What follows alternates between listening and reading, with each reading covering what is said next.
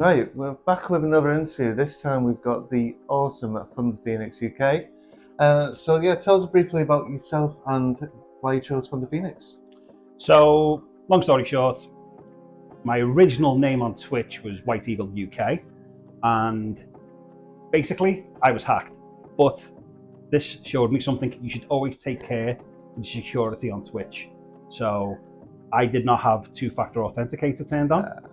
So, yeah, I just remember sitting in work one day, got a whole bunch of emails through, and long story short, I'd been hacked by someone in Russia. They bought a whole load of bits on my account. Oh, They deleted all my VODs, everything off the account, rechanged the password, couldn't get into it. So I was like, oh, I need to start over again. I need to rebrand. Let's kill one bird and, raise another one from the ashes in a sense. So I chose the thought of Phoenix at first, and I was like, well, you always get like 5 Phoenixes, but no one ever says Thunder Phoenix. So I was like, I'm going to go with that. That's going to be me. And yeah, hence that's where the name came from. it's definitely memorable. I've never seen anyone with that name before, and it definitely suits your, channel. It's absolutely awesome. So I did ask before, but what sets you apart from other streamers? Good question. I would like to think one thing that sets me apart is probably just my down to earthness. I think it's called. Like I don't really think of myself as like this like big out there name streamer or anything like that. I just see myself as me, and I just basically do me. I stream as me. So everything you see on stream is me. So I think it's one of the things that probably makes me sort of different with the streamers is that I try and be myself, but I try and put my own twist on things as well, because obviously there's things that obviously I'll say or do, or games maybe I'll play other people won't play generally. And I'd like to think there's some of the things that sort of separate me from other people. There's only one you, and you definitely put yourself across on the stream. It's definitely down to earth. So yeah, I think mission accomplished there. Very good. So your logo is very eye-catching. It's got Thor raising a PS5 controller, and who designed it? Do you want to give credit out there? Yes, I would like to give credits out there to someone who I met on Twitter through another streamer, who was GSCON Gaming, who I believe doesn't stream anymore, but a very good friend of his is DeadDoll13, who you'll find him on Twitter if you do. Go give him a follow. He has some of the best work I've seen people do. He's actually done my channel emotes, as well as designed the logos on my channel. And yeah, I think it was only really one iteration. I literally gave him the idea what I wanted. He went away, he did it, he came back, and I was like, okay, yeah, perfect. And he was like, you sure? And I was like, yeah, definitely. And really uniquely, because I want to put this out there as well, form of payment, he likes to be paid in PSN credit. So instead of most design creators and like, oh, I want money, he likes PSN credit because he likes to buy himself games as well, which I think is a really nice touch. So it's like, what the money's going towards. He's going to buy games for his catalog and stuff like that. And I quite like that. Oh, very unique, yeah. So what got you started out streaming in the first place? So I started streaming in the first place, mainly, I can't remember who I watched. I watched somebody one day in work on Twitch. I want to say it was a New Zealand streamer, Little Miss NZ. And I sort of got to know her community, and then a couple of other people she followed as well. There was another guy called Angriest Scotsman. And I sort of was sat there and I was like, this is really just like enjoyable, down to earth content. And I was like, I'm enjoying watching this in work. Why can't I do this? Yeah. And I must admit, I started out, I think like most everybody started out, I started out PlayStation 4 console, didn't have a camera, literally just used the built-in system on the system, and yeah, just went live. I can't even remember the first game I played, but yeah, literally went live, and then just figured, well, if people can do it, you can do it too. So I thought, well, I'll give it a whirl. Yeah, and it's so accessible, isn't it? Just pressing the go live button. Yeah, it's so easy to set up. The chat functions are really easy to read on it and stuff like that. And yeah, it's just fun. Like obviously, I like to think of it as it's a hobby, rather than something I take serious. That's like, oh, I absolutely have to do this. Oh yeah, definitely. It's it's a hobby, and it's a nice hobby that you can You can say, oh, okay, for 4 hours on Friday, I'm going to go live. I'm just going to play a game, chat with a group of people who played a similar game to me, know me anyway, and probably play similar games too and stuff like that, and just see how it goes. And yeah. Awesome. So, what are streaming no-nos? Like, what would you say for any budding streamers what you shouldn't do when streaming? Oh boy, I've got a couple of really good ones here because, okay, so absolute no-no is coming into somebody's stream and self-promoting. Like, just, that's an absolute no-no for everyone out there. If you come into somebody's stream and you know you're going live in an hour, half an hour, something like that, please do not come in and say, oh, by the way, just a heads up, I'm going live in an hour, so I'm going to leave your chat now. Because that's bad vibes. Just don't do that. That's a no-no, okay?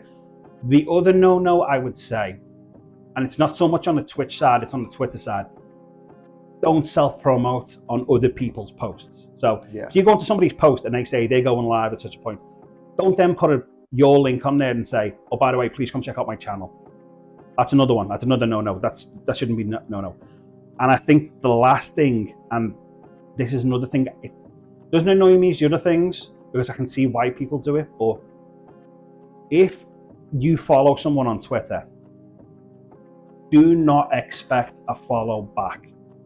If someone follows you on Twitter, see it as, oh, that's really nice, but you should really check out the content and stuff before you follow, because you're following in the hopes of just them going to follow you back. No, it's a hollow follow. Don't do it, right? Definitely. And the other thing to add on to that is, then if they do follow, don't straight away go into their DMs, hit them with your YouTube channel, say, oh, it'd be really great if you could follow me on my YouTube. No, don't do that. Just, let people, if they want to follow you and they want to follow your socials, let them make that choice.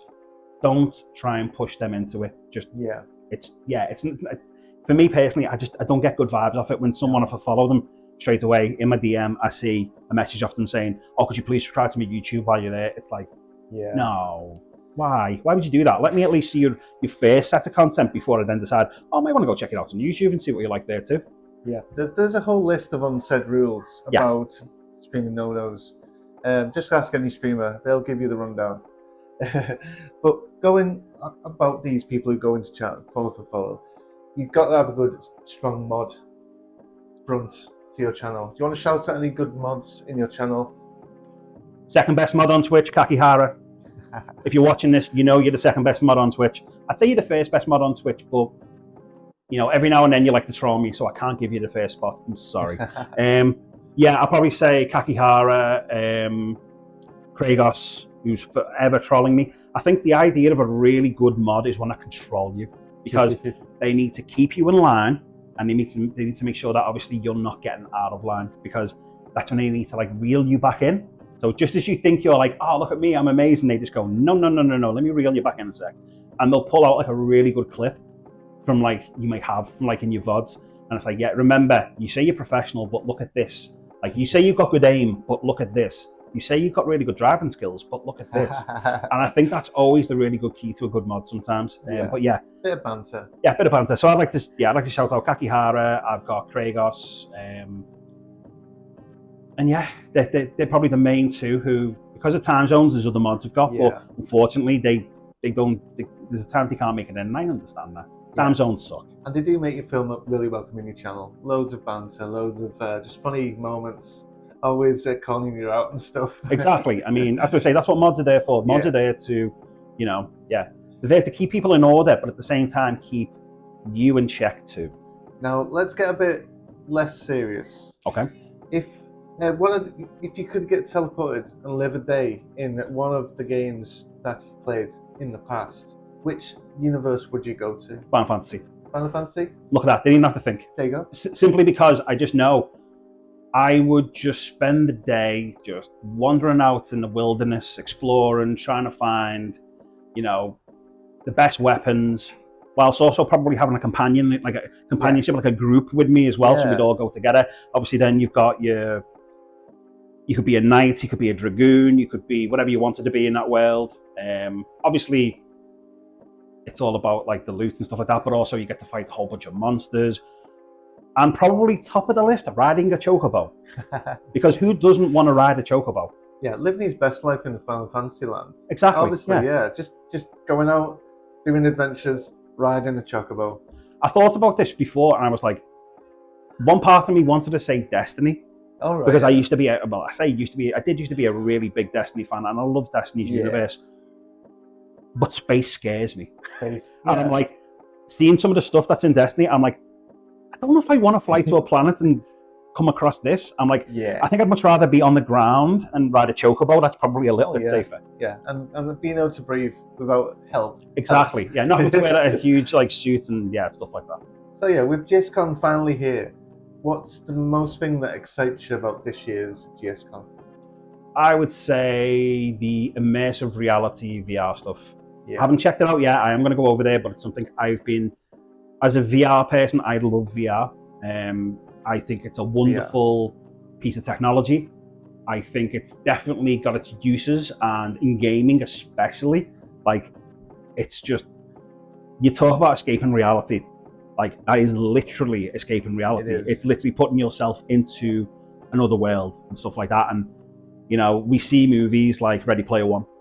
Yeah. And even I'm asking myself the question, when are we getting the Oasis?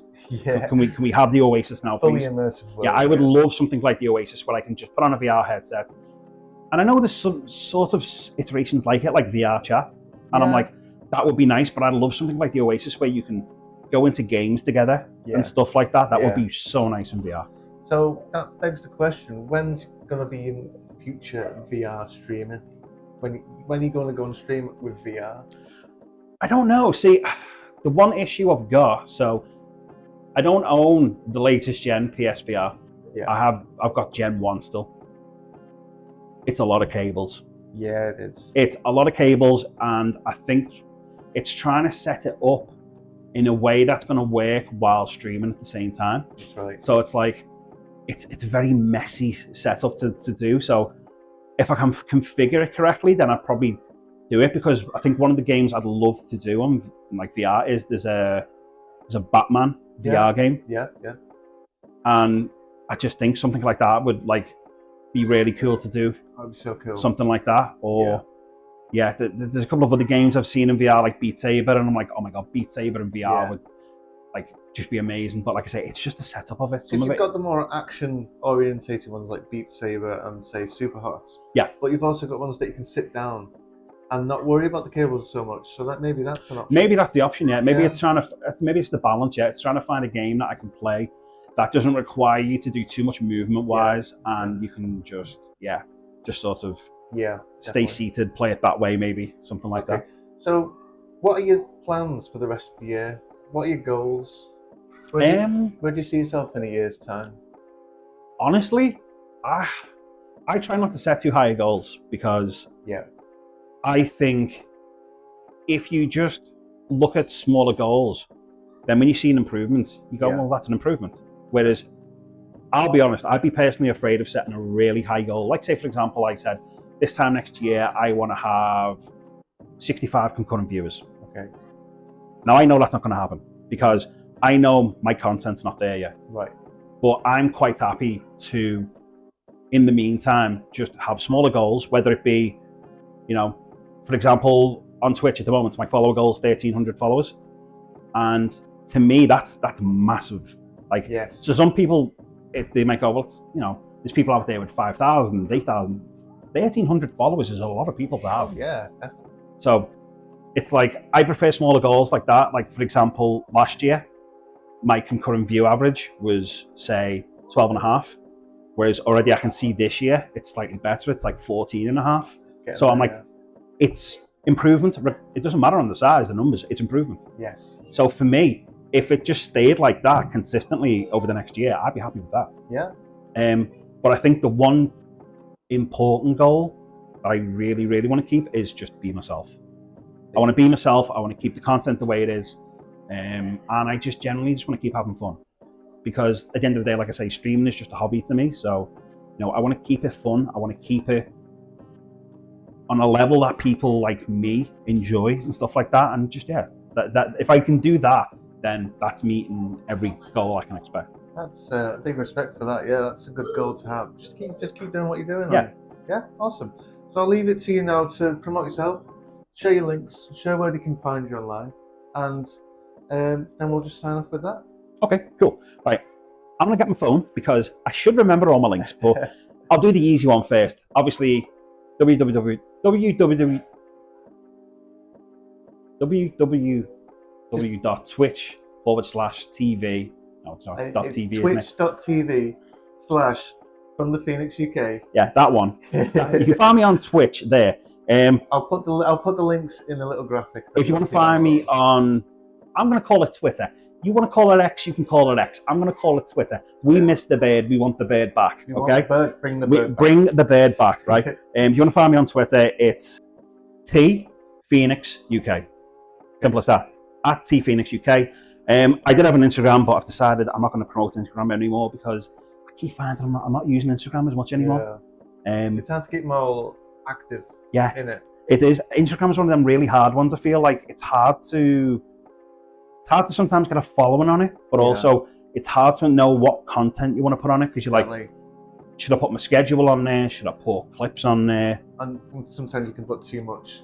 Yeah. You know, like you can feel like you can overfeed, can't you? You're like, yeah. Wait, am I just putting spamming content on here now for the sake of it, or am I actually putting content that's worth it on there? I do have TikTok as well. If you want to follow me on TikTok, it's at ThunderPhoenixUK. Yeah, and that is. And when did you go live? Most importantly, you can find me live probably 1 to 2 days a week, Monday to Sunday. Generally Monday to Friday, though I like to say, because I'm usually between there. Usually find me 12 o'clock midday to 5 o'clock midday. That's usually my time slot. Yeah, I realised as well I actually didn't put my YouTube on there as well, but YouTube's another one I find really hard. It's really hard to do content for sometimes. Yeah. So I'll if you see me on Twitter though, you'll probably see my YouTube links on there as well. So if you see me on there, also if you do go onto my channel on Twitch, !socials, and it'll just spam you a list of all my socials anyway. So yeah, you can find me there. You're never at a loss to find socials for any of streamers that we'll be interviewing. I'll also put all the links in the graphic on the video, and we'll leave it there. It's been a pleasure interviewing you. A pleasure speaking to you. All good, and yeah, I'll catch you later. Bye.